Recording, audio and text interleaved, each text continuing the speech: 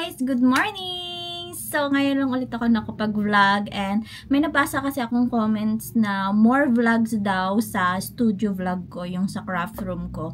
So, ngayon katatapos ko lang maligo. Sa totoo lang, ganito talagang oras nag-start yung araw ko. Minsan kapag sobrang puyat ako sa paggawa ng mga orders, nagigising ako ng mga 1 p.m., 1 p.m., 2 p.m. So, ngayon, nagising ako ng mga 10 a.m. and then naligo ako ngayon 12. And then, after nun, mag-start na ako mag-pack ng orders at paggawa ng orders. So, samahan nyo ako today mag-prep, maggawa ng orders at mag-studio vlog ulit.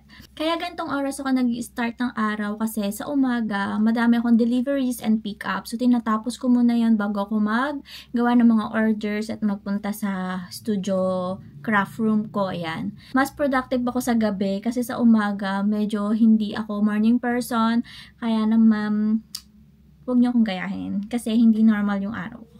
Ayan, at tatapos ko lang maligo at tatapos na din yung mga deliveries and pick up ko ngayong umaga. So, ready na tayo mag-start ng araw natin. Ang init ngayon and kahit yung ating studio vlog ay nasa kabilang room lang,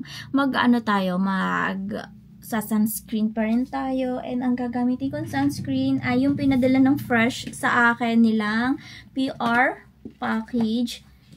Kasi wala na din akong available na sunscreen ngayon. So, ayan, pinadalahan ako ni Fresh. May bago silang items sa Jeju Aloe Eyes. Ayan, si Marco gumabaw yung model. So, ngayon, try natin tong ayan, cooling sunscreen. Ito ay merong SPF 50 PA++++. Tapos, 3-in-1 na siya. May niacinamide and cooling. Ayan. Kahit nasa bahay lang tayo, syempre, papasukan pa din tayo ng araw. Kailangan natin ng protection sa init. Favorite product ko is yung may aloe vera, aloe gel, ayan. Kasi kapag meron akong pimple, tapos pinabatan ko siya ng aloe vera, hindi ko alam kung nag-work din yun sa inyo, pero sa akin, tara, samahan nyo ako bumaba muna kasi gagawa muna ako ng aking refreshing tea. Parang hindi ako makakapag-start ng day, ng araw ko, or hindi ako productive pag hindi ako nakakainom ng aking tea. So, ako ang gumagawa ng tea ko. So, yeah, samahan nyo ako sa baba para habang nagagawa ko ng orders, higop-higop ako. So, let's go! So, ako lang yung tao dito sa bahay. Kasi sila kasi yung isa kong sis, yung kasama ko dito sa bahay is working siya. Ako, tingnan yung ginawa kong 2024 na signage. Itong bagong taon, hindi ko pa rin natatanggal. Ganyan po ka-productive ang araw natin. So, madami tayong tea. Marami akong tea dito binili. So, ay Lloyd yung brand niya. Mura ko lang na nabili sa Shopee eh. So, ayan. Meron tayong blueberry. Meron tayong manuka honey. Forest fruit. Ayan. Yellow. Tapos, lalagyan natin ng iced. Ito ay literal na iced tea.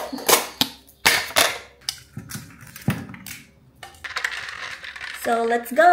Akita tayo. Gagawa na tayo ng order.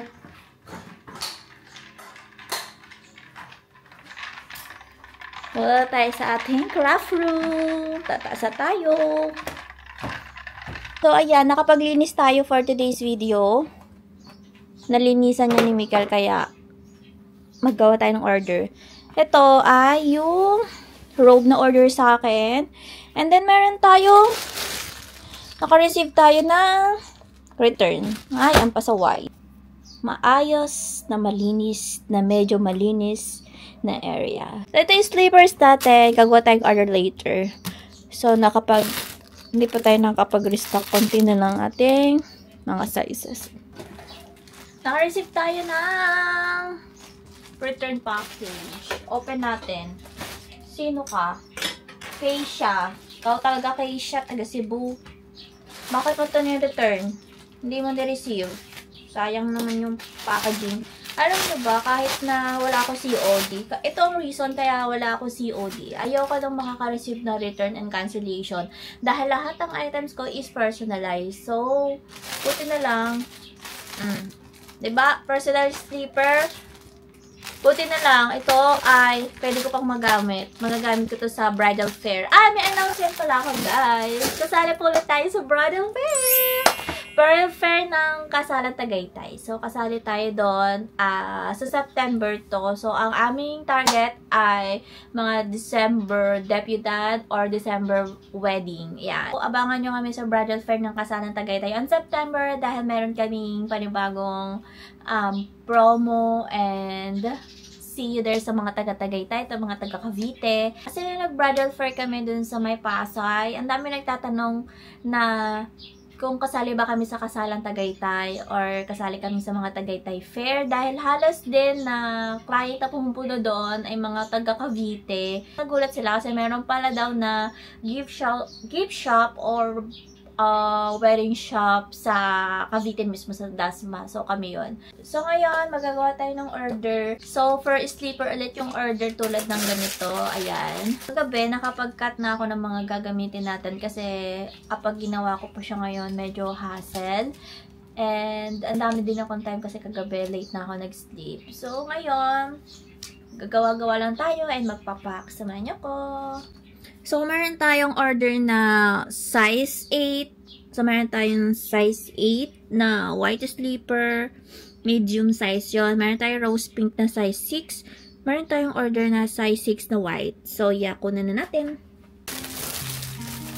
6. So, tayo na. Size 8.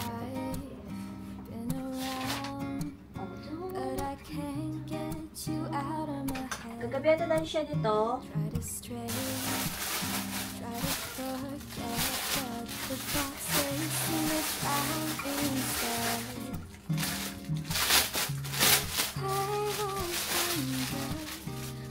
Size 8.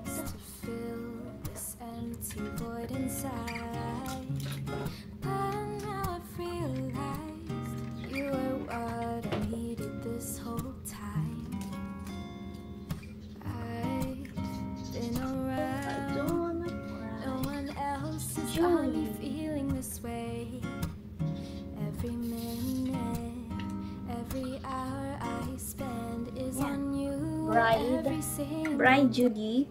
Ito yung ating first sleeper. So, ang gamit ko dito na vinyl is from HTV Ront. Kasi napaganda ng quality nila. And then, kailangan nyo lang ng machine na Cricut or yung pang-cutting machine. Any cutting machine. So, ang prefer ko is Silhouette or yung Cricut. May video ako na kung paano ako mag-cutting nun. And then, ito na ating finished product. So, lilipat lang tayo dito sa ating packing area. Dito ako nagpapack. Palan tayo ng palan tayo na nasa ilalim kasi yung mga ano natin. Ayan. Nakabangunan natin siya.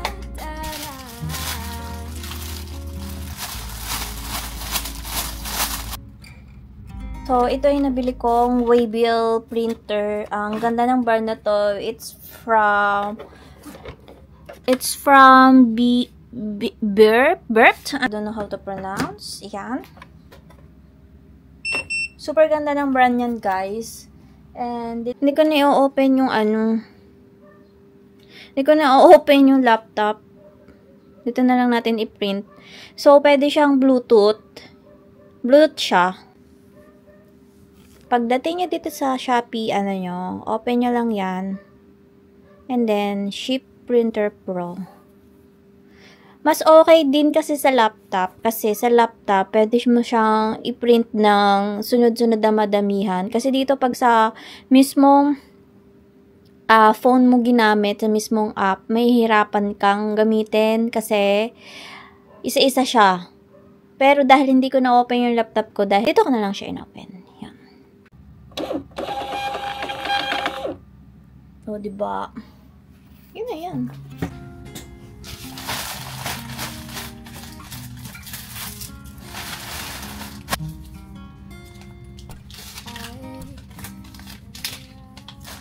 Yeah, nakapit natin yung waybill niya and ready na for pick up to. Nakalagay is Friday, pero Friday na ngayon hapon na, parang hindi na mahahabol to ma-pick up ng rider today. So, alam nyo ba, kapag nagpapak ako, enjoy na enjoy ako dito kasi habang nagagawa ko ng order, nanonood lang ako ng ng YouTube, ng mga Netflix, habang umiinom ng aking tea. Super enjoy talaga ako sa ginagawa ko, guys. I'm so thankful dahil na gagawa ko yung gusto ko. And ngayon, tayo. Gagawa tayo nito. Tutupin natin to and for pick up din to ngayon ngayong gabi. Tupiin natin. Ayan. Ganito lang magtupi. Adyawa natin naman. Tapos ko nang tupiin tong mga robe na to and then ipapak na lang natin. And after nun, ready na for pick up to today. Kasi itong order na to is rush order kasi bukas yung celebration ng birthday na gagamit ito.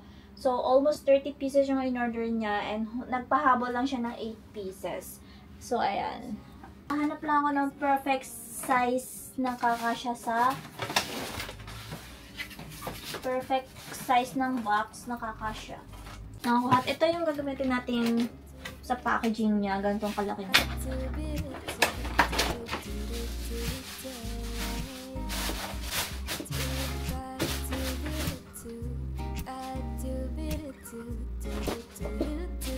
Kakasya din natin siya sa box na ito. Kasi pwede naman siya maliit.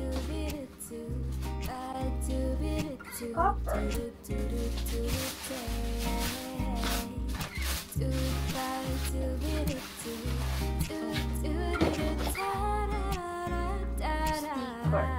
para hindi siya magnabukas. Ready na for pick up today. So, hintayin na lang natin niyang i-book ito.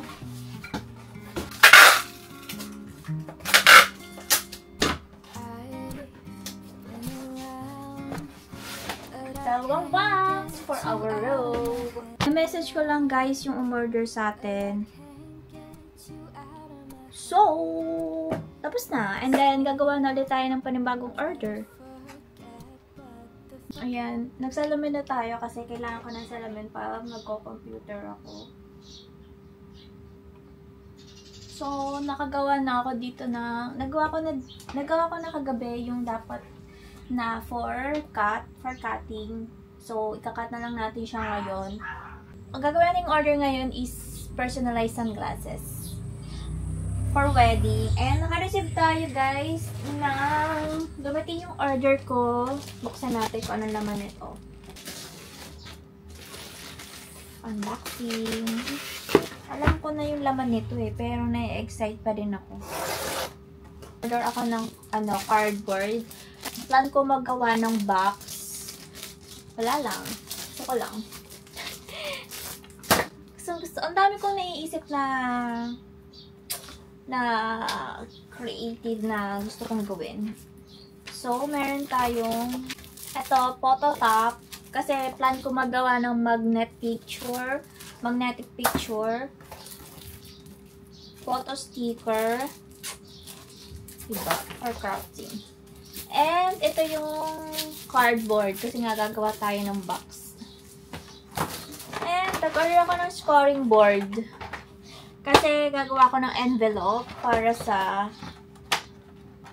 invitation. Kasi ako yung gagawa ng invitation, ng wedding invitation namin. Yun ako o-order. Kaya naman, kapili na tayo ng scoring board. Yes! Excited na ako magawa. Meron na akong bumili na ako ng scoring board for envelope. Bumili na ulit ako ng envelope puncher and scoring board. O, diba? Puro pang crafts yung kaligayahan ko. Wala lang. Super happy ako pag nakakabili ako ng crafts. Ito na yung kaligayahan ko. Dati, ang kaligayahan ko is mga damit, online shop. Ngayon, pag hindi ko kailangan ng damit, pag wala akong travel, hindi ako bibili ng mga damit pang online shop. More on na ako. pang craft. Nagugutom ako. Walang expiration ito. April 9. Tingnan natin kung may amag. Kung wala, hindi natin. Red ribbon. April 9. Guys, wala pa namang amag. Fresh pa naman. Fresh pa naman. Kainin natin. Wala namang masama eh. Wala namang amag eh. Nakalagay lang expiration. April 9. Ngayon ay April 12. Masarap pa rin. Wala ko nalalasang amag. So, ikakat natin to.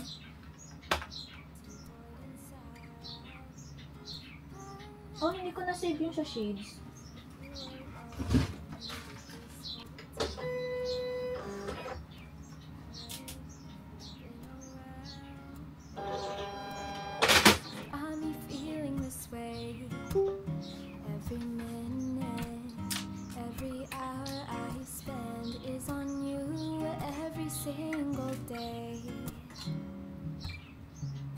And after nyan, gagawa na tayo ng sunglasses. So, hindi na ako mag-vlog kasi sobrang ingay nitong ating machine ng Silhouette.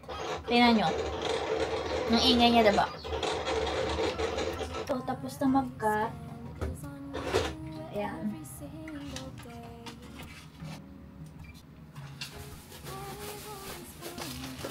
Four, 5. Double check lang natin yung mga sunglasses.